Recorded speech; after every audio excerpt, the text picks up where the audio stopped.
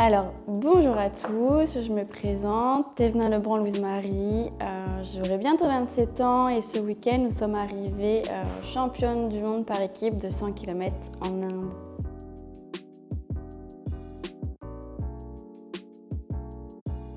C'est un sentiment vraiment de fierté et une place comme ça par équipe, c'est énorme.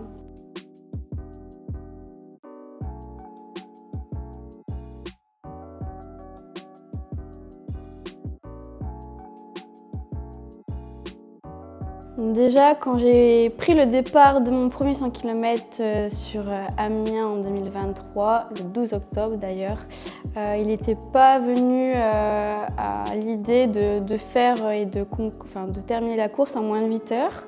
Donc c'était vraiment pour moi une surprise de faire ce chrono. Si on m'avait dit ça il y a un an, j'aurais pas cru la personne en face de moi puisque je veux débuter sur cette distance.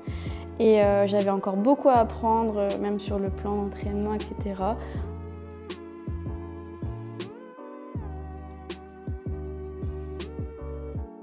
Alors du coup, c'est vrai qu'en Picardie, on n'a pas du tout d'acclimatation pour.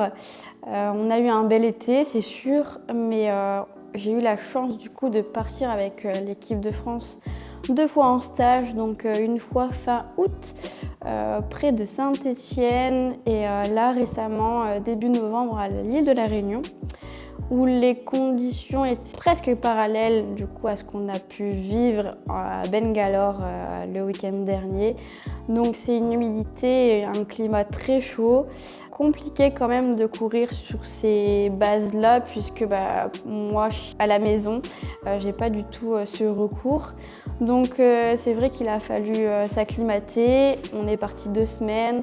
En amont, la semaine dernière, donc on était parti une semaine aussi avant les championnats.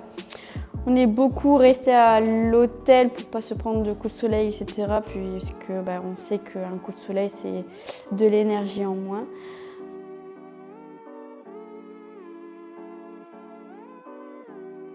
Donc déjà, on ne peut pas appeler ça une nuit.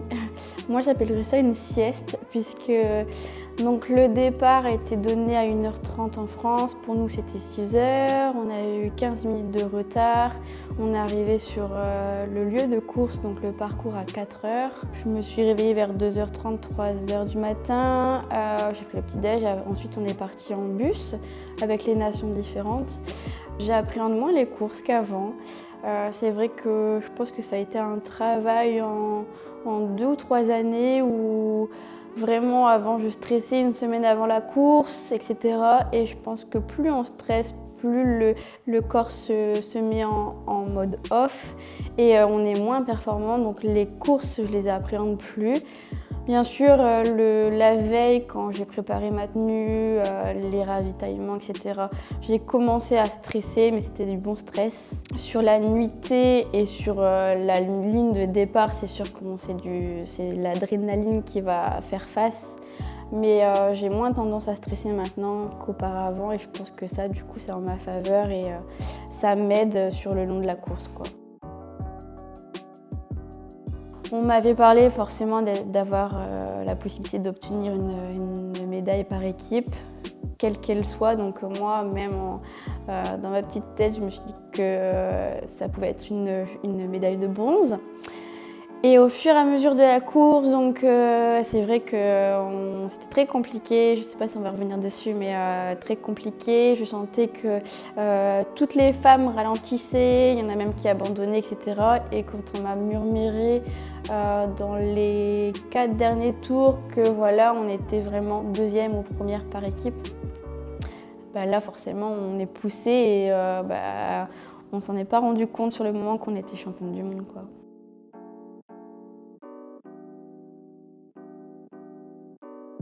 Donc on a reconnu le parcours le mercredi de la semaine où on était à Bangalore. On a fait le parcours 2 fois en footing, donc on s'est bien mis dans la tête que le dénivelé était beaucoup centré sur cette côte. Donc en fait c'était un faux plat montant avec la descente derrière. On s'était tous dit qu'il y avait cette côte-là, mais la possibilité de rattraper les secondes perdues dans la côte à la descente. Et après l'avoir fait 16 fois, même avant ça, même 14 fois, en fait, même lors de la descente, en fait, les jambes ne réagissent plus et on n'a même plus la force d'allonger la foulée. De plus que le parcours, en fait, il y avait forcément des trous, un peu de terre, enfin de la terre battue, etc. Donc c'était pas le meilleur parcours que j'ai connu. Donc il a vraiment fallu s'adapter, en fait, et comme tout le monde.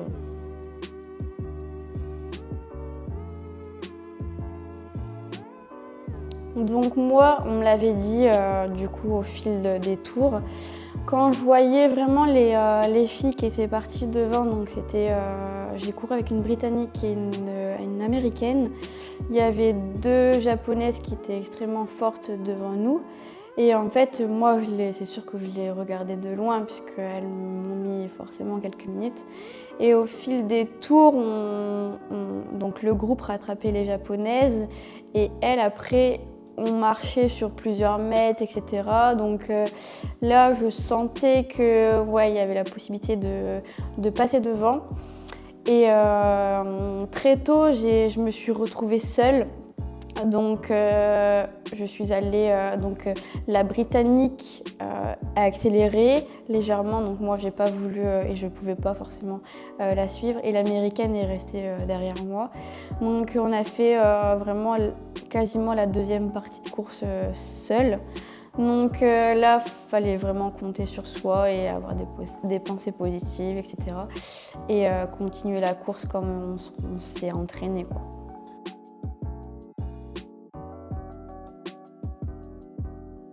Je dirais beaucoup plus tôt que ce que j'avais prévu. La Steenwerk, donc c'était la course en Belgique. J'avais eu un coup de mou sur le 80e kilomètre. Là, ça a paru au 60. Il a fallu prendre le dessus sur tout ce qui se passe sur côté corps et sur la tête.